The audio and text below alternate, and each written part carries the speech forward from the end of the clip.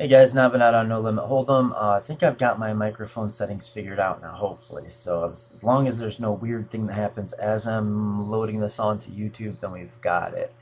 So I've been getting a lot of people in the comments and on my email and even in the poker class or within the group of students that I work with and the study group that I work with, to do something like a course. Like people want to have some sort of a way to uh, stay on track.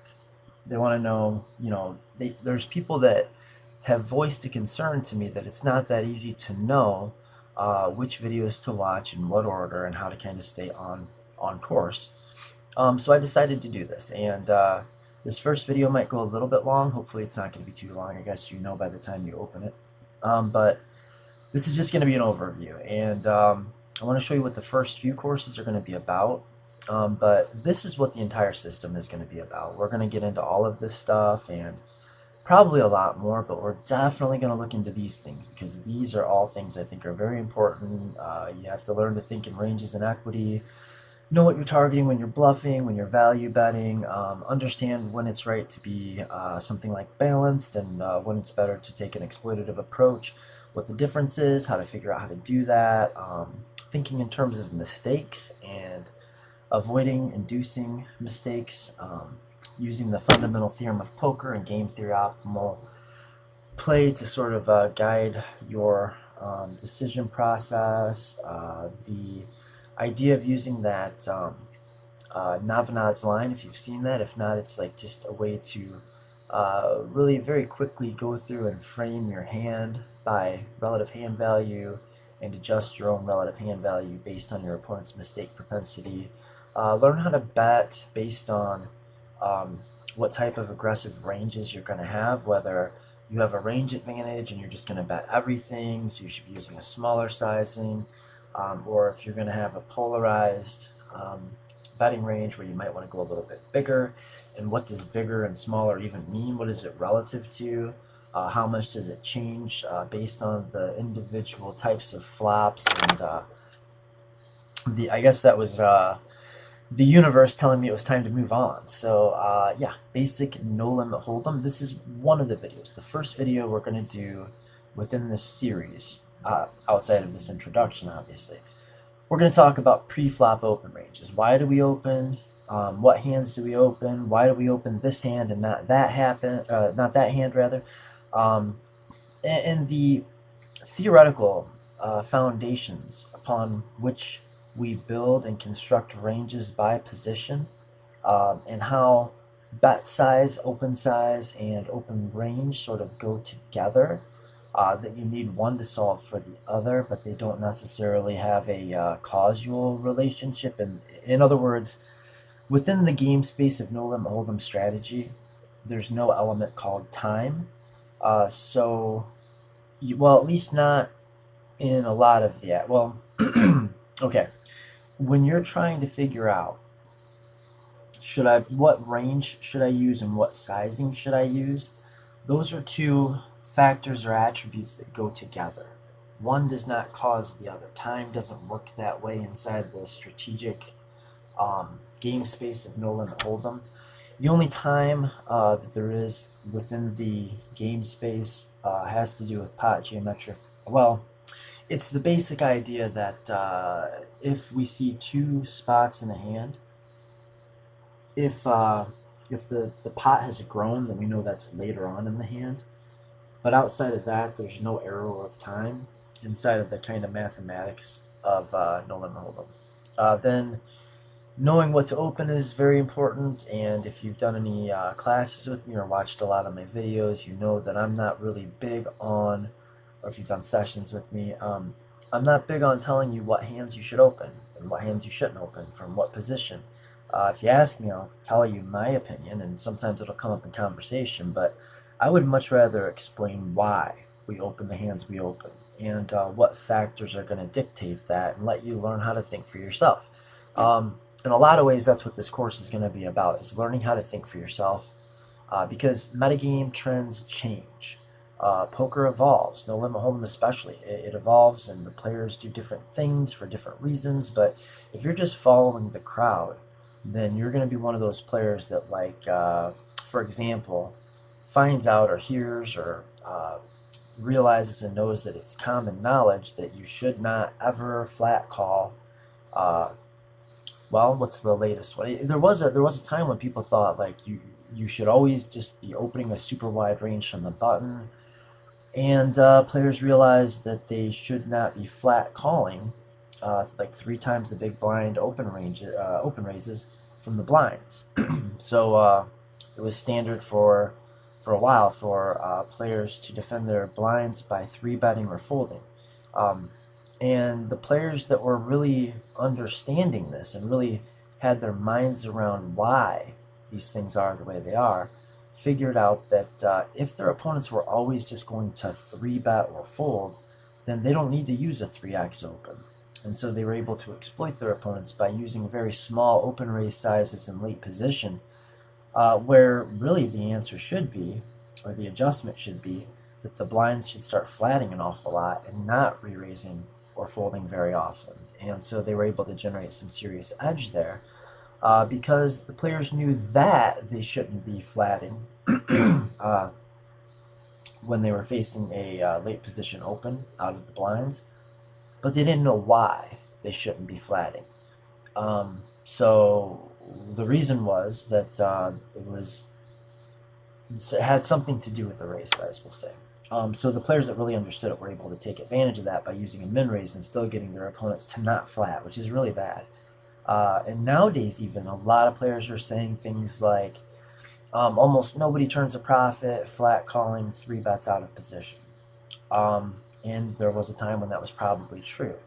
But now the people that are in the know can take advantage of their lack of knowledge and understanding by three betting very small with a wide range in position and still basically getting that same result where their opponent's just going to four bet or fold. And if you can do that for a small sizing, then your opponent's never calling when they should call, and they're often raising when they shouldn't raise and folding when they shouldn't fold. So I don't want to do that. I don't want you to do that. I want you to figure out and understand the roots, not the leaves. We don't have to count all the leaves if we know the root. If we look at this tree's root, we know it's a maple root, then we don't have to go and count every leaf on the tree. We know that all the leaves are maple leaves, right? So let's learn the roots. That's the idea here.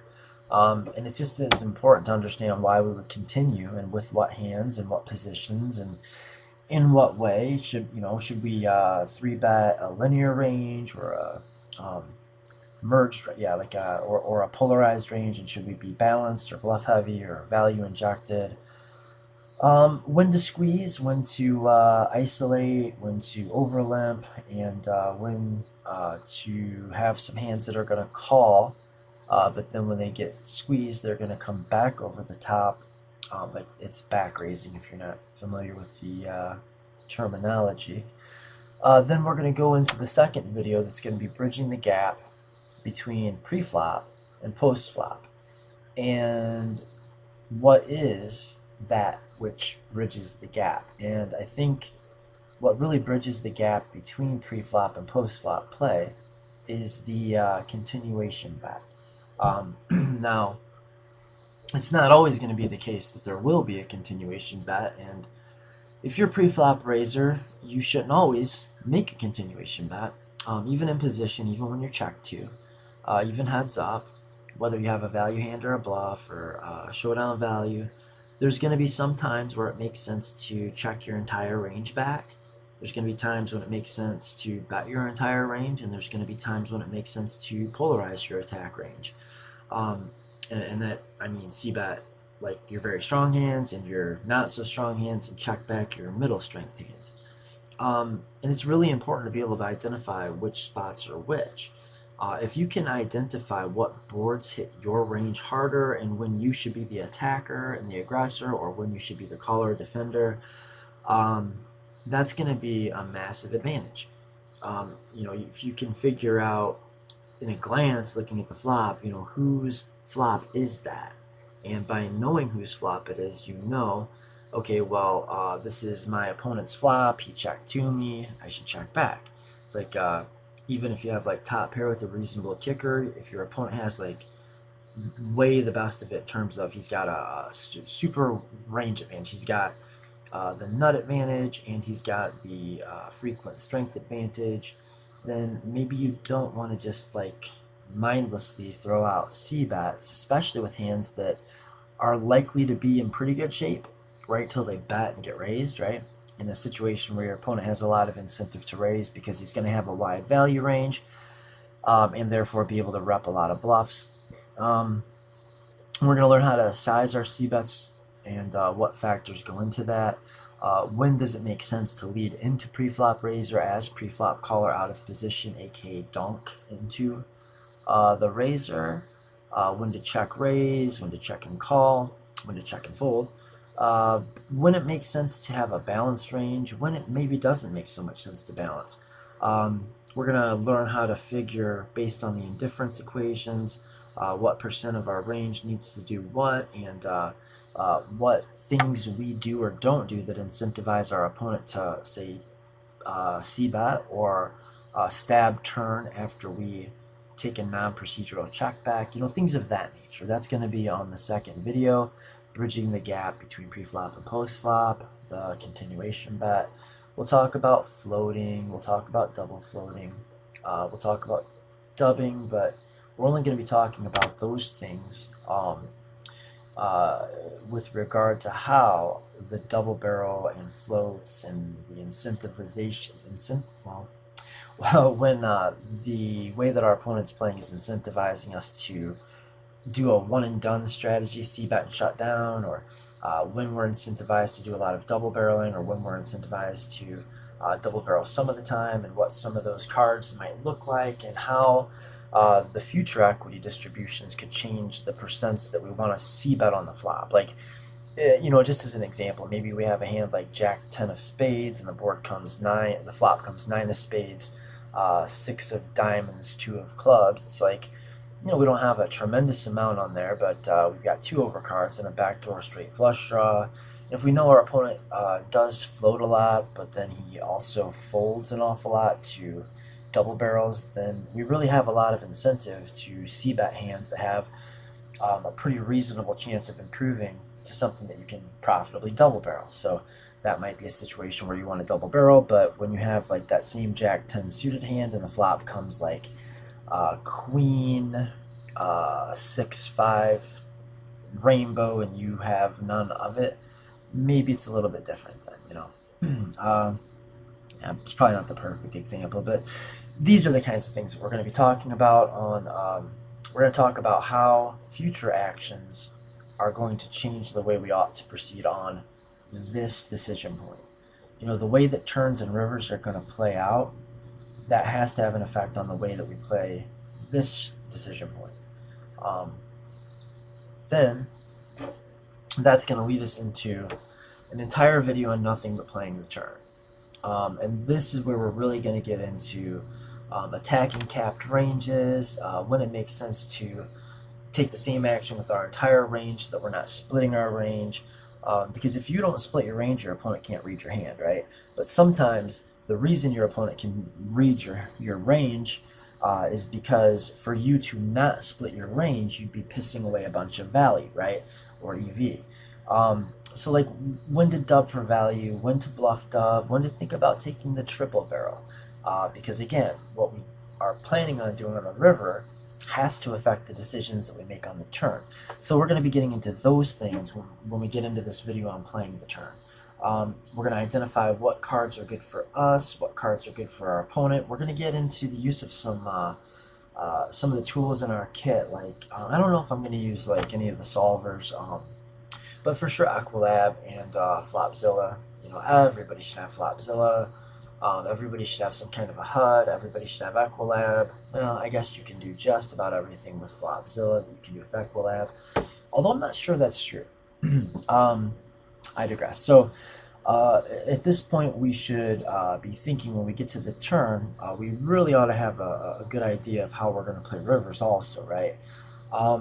In a lot of ways, the player who's best able to think moves ahead is going to have the highest ROI. But there's a lot of places where we can get an edge, even in pretty tough metagames where few players are really just giving money away. There's a lot of things that I think regulars just do very wrong. One of those things is they don't think enough for themselves. They don't take the time, they don't put the work in to understand all of these ideas, and so they're more or less just going along with the crowd and doing whatever the crowd says to do. And in my book, that's the textbook definition of a bad rag.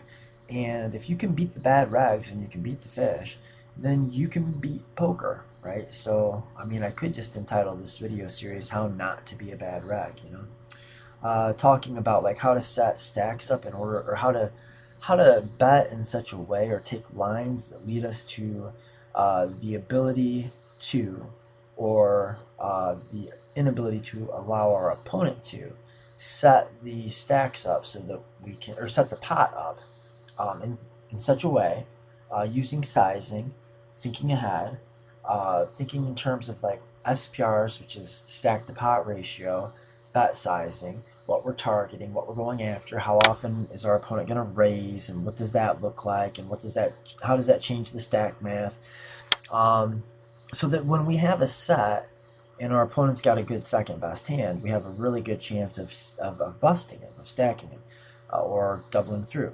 And when we have a pretty good but kind of I don't know, not amazing hand, how do we get the most mileage out of that hand while at the same time making it very difficult for the traps and value parts of our opponent's range to set up to get our stack, you know, like pot control lines.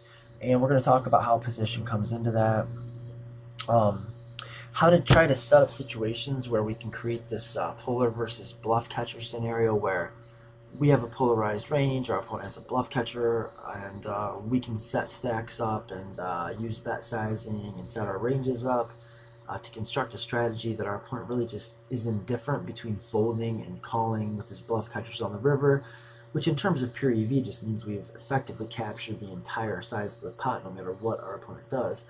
We're going to talk about indifference, defense frequencies,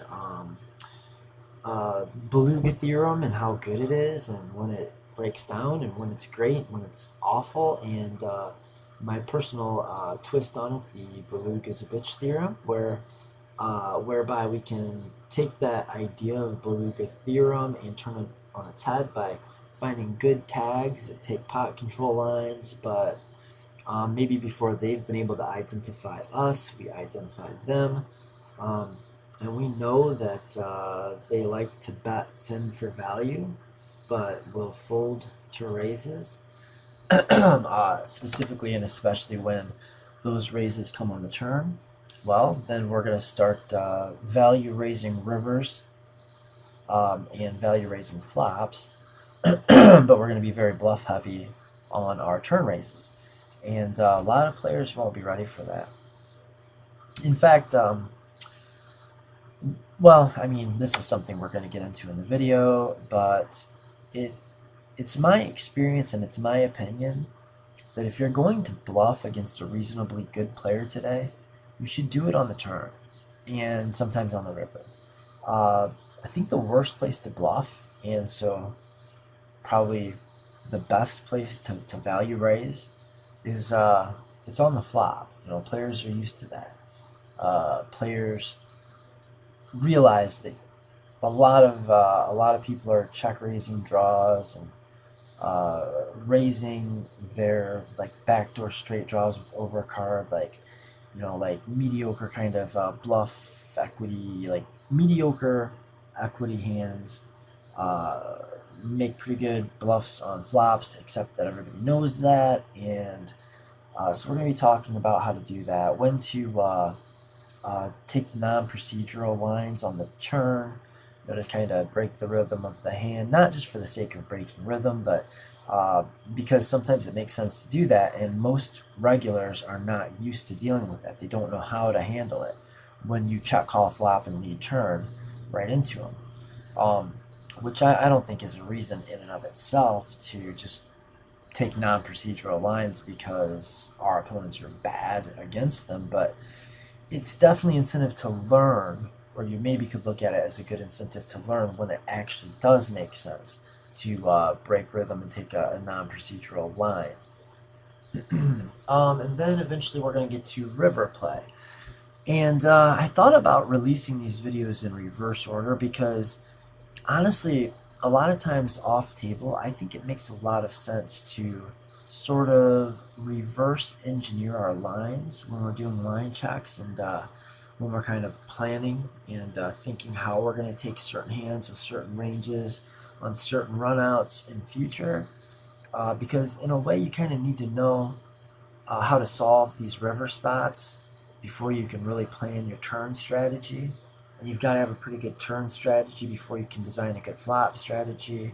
Um, and if you don't know how to play the flop, then I guess you can still learn how to do okay pre-flop, but you're never going to really know how to play pre-flop unless you know how to play the flop. And you can't know how to play the flop unless you have a good strategy for dealing with a lot of turns, and you definitely cannot figure out a great turn strategy or how to deal with a lot of turns till you know how to set up a river range. And plus, river ranges are simpler.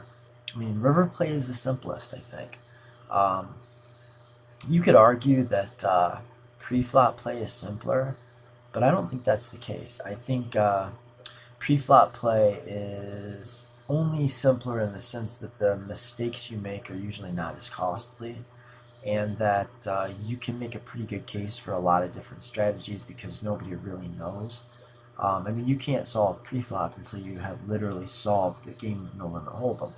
But on this river play situation, and the reason I did decide to do it at the end of this series is because you really can solve these situations. You can use an A minor, you can use the indifference principle to exactly solve uh, a lot of river situations. Not all, I mean, but you can. I can show you. I can do a lot of.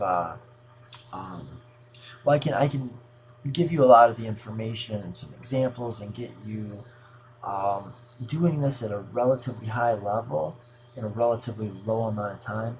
But I think it's more technical and mathematical than the other videos.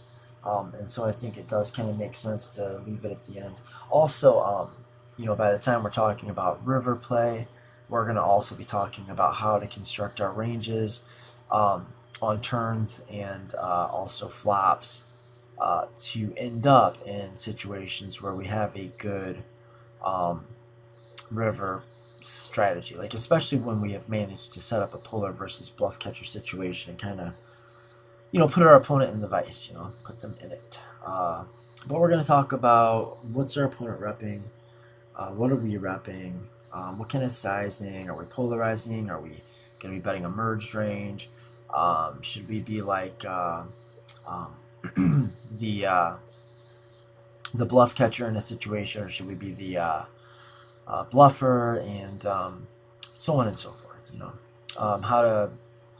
how to make our opponent indifferent between bluffing and value betting when they have a polarized range, and how to maybe kind of disincentivize our opponent or kind of get them in spots where it's not so easy for them to put us in a bluff catcher situation.